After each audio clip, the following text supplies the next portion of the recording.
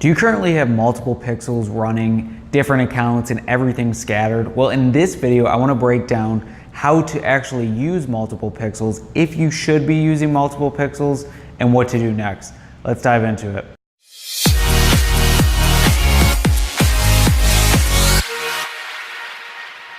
And if you haven't already, make sure to press the subscribe button so you get notified when videos just like this come out in the future. A big question that we often get is, hey, I have all these different pixels firing. I don't really know what's going on.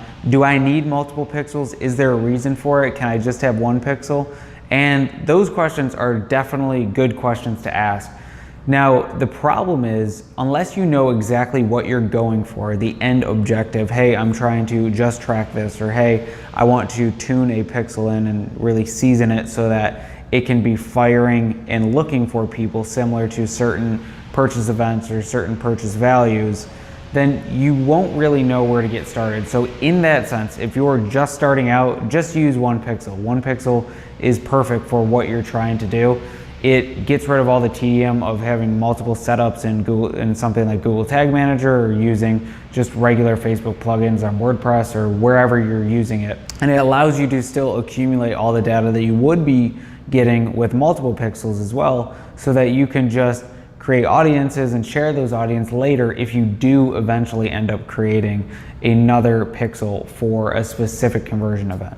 Now, why would you use multiple pixels? Well, there's a few reasons. Some people have very different products. So if you're running a product that's $1,000 and a product that's only $5, and those are all being housed under the same pixel, then what ends up happening is you're creating a pixel that's trained for such a big breadth, and it's looking at so many different types of customers, that when you go for cold prospecting, often you can see a diminished return or have severely reduced efforts when it comes to actually prospecting. Now, on the other hand, if all of your products are very similar and they're running well together, then what we often recommend is setting up a split test between having two pixels, one that does take in all purchases into account, and the other one which is more targeted at a specific funnel. So for instance, if you have a product that's about $700, then take that pixel, backload the pixel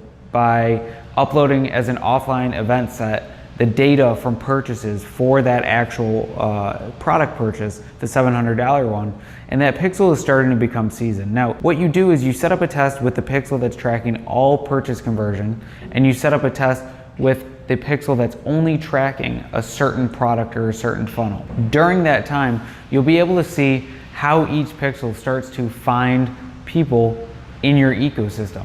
And that's one of the easiest ways to understand why multiple pixels would be important. A lot of people accidentally create multiple pixels, in which case you can just make sure to allocate all of your traffic and have tracking set up for just a singular and specific pixel, allowing the other pixel to come into play later in time when you actually want to use and create a more specific funnel that is targeted at a more specific customer. Because the way that these pixels work is, in the algorithm sense, it's finding and tuning into a certain customer, a certain data that you are feeding it. So the data that you feed a pixel is how the pixel gets trained. Now, if you give the pixel every and anything, then the pixel is constantly looking for every and anything that you've given it. But if you tune it down, you have enough customer data, so 1,000, 10,000 buyers for a specific product, and you tune it into just that, it's going to start to actually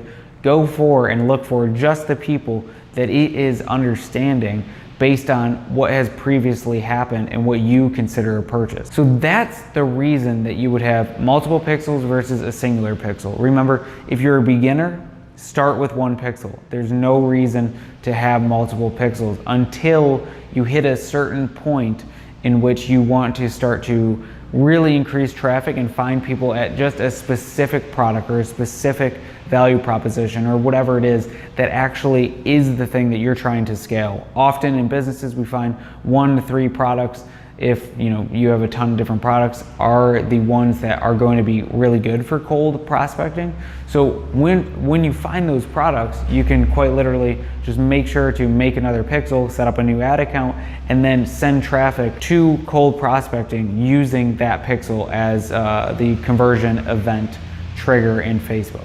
If that helped you, make sure to leave a comment below what you are going to do with your pixels. Otherwise, make sure to press subscribe so you can be notified when videos just like this come out in the future.